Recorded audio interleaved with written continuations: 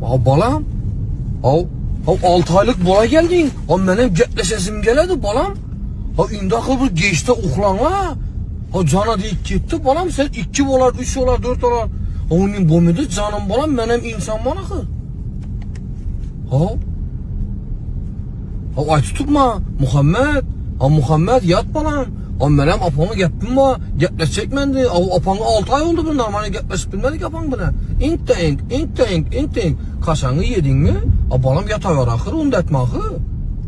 Düşündürüp tutma babası. Senem oğul balasan ki balam. Kız bala bolsan güzel yok edi. Ya ben gepim hata mı balam? Gepim hata bolsa hata de. Yoğunun bomi dakı balam. Ay tutma Muhammed. Pampersini teyini tazalap tutmuz. Kaşanı bert tutmuz der.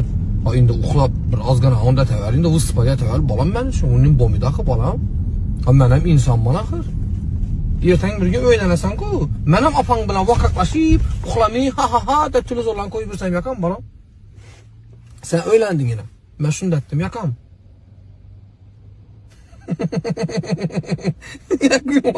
Yaxşı.